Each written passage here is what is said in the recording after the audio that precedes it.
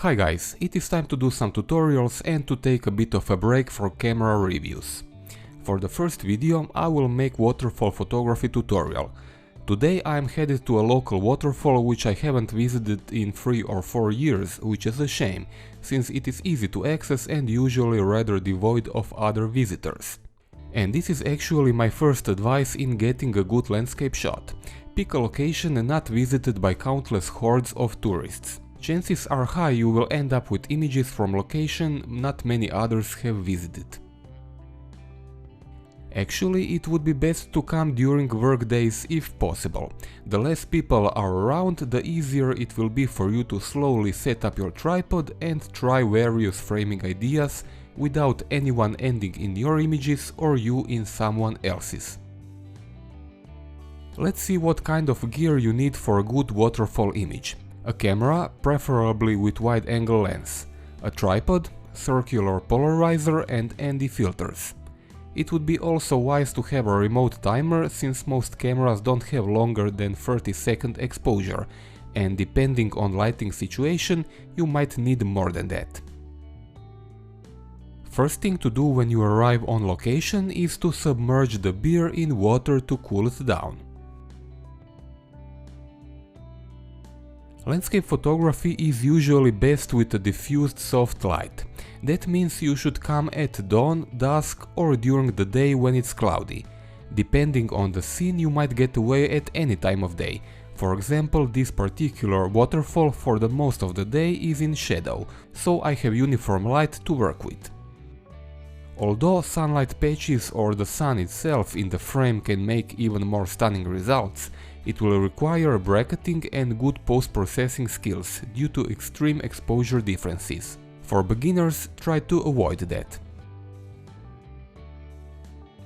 What you think looks good in real life or on camera's LCD might not look so interesting on PC when you get back home and start editing images. Therefore, try various angles. Include foreground elements like rocks or plants. Exclude foreground elements. Shoot horizontal, shoot vertical, stitch panoramas. Try shooting at both ends of your zoom lens. The more you experiment, the better.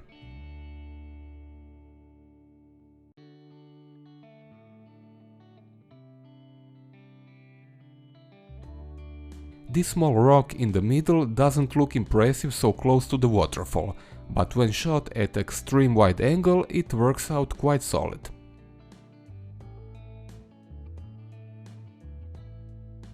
Oh, by the way, you may have noticed I am crossing even this tiny stream carefully not to get my shoes wet. There are a solid number of tutorials on the YouTube which state in a macho fashion that you need to get your feet soaked in order to get stunning waterfall images. It is usually followed by footage of some idiot walking through ankle or knee-high water with a tripod and wearing standard walking shoes which get completely soaked. Please don't do that, unless you have a second dry set of shoes and socks within 15 minutes of your current location, or bring rubber boots, or simply go barefoot in the water. Spending a lot of time in wet shoes may cause various skin problems, blisters, fungus and bacterial infections, and in extreme cases when you spend days or weeks like that, gangrene. Single several hour damp fit situation will probably not cause you any problems, but your shoes will acquire a particular stink which you will never be able to get rid of. Trust me on this. If you want to know more, Google this term you see right now on the screen. As for the camera settings, choose low ISO values and close aperture to get everything in focus and to lengthen your exposure time. Don't go too far if it is really not needed in order to avoid lens diffraction. Shutter speeds should be at least 2 seconds or longer in order to smooth out moving water. Some photographers use no less than 15 or 20 seconds to create silky smooth waterfalls. Finally, use 2-second timer on the camera. That is usually enough time for vibrations induced in the tripod by you touching it to settle down. If there is too much light and you can't reach long shutter speeds, use the neutral density filter. Usually having one ND8 and ND64 will be enough. But what is even better, use a circular polarizer instead, or combine one with an ND filter for a greater light reduction effect. The thing is, CPL by default removes 2 or 3 stops of light and serves as a sort of an ND filter, but an effect it has for contrast and saturation is irreplaceable. Here is an example how well it removes the reflection from the water. With the filter rotated to full effect, you can clearly see stones under the stream which would be fully obscured without the filter. Also, the effect on overall contrast and saturation of plants is really strong.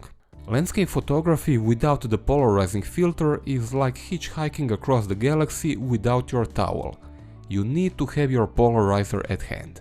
When I said to try all the framing options, I also meant to turn the camera the other way around. Sometimes a better shot might present itself down the stream. In this example, a viewer's eye is naturally guided from bottom left corner along the creek to upper right corner and then follows across the bridge back to the left side. A good alternative idea is to ignore the big picture, which is the waterfall in this case, and search for the details. That's how I found these butterflies. And a bit later, this little fellow. How cute is he? Finally, there is only one thing left to do. Oh yeah! By now, this can of beer is icy cold. Sit back, relax and enjoy the peaceful moment in nature. Don't worry if you don't get epic images every time. Mine from today for sure are just average. Still, I went home with a smile on my face, as this was a well-spent several hours. I think all of you have heard the saying, chase is better than the catch. Landscape photography for me is often more about the process rather than the result. Photography as a skill can be learned, but outdoors mindset is something you either have or have not. Even when I don't take a single shot, as long as I enjoyed the day, I am happy. With this, it is time to end. Let me know in the comments if you liked it and want to see more videos like this. If you want to support me, you can donate over PayPal or become my sponsor on Patreon. A big thanks to Paul, who is my first and so far the only patron. There are also free ways to support me, either just by liking the video or subscribing to the channel. You can also use my Amazon affiliate links in video description before you make a purchase from them. You will not pay any more than otherwise, but Amazon will split its profit with me. Thanks for watching.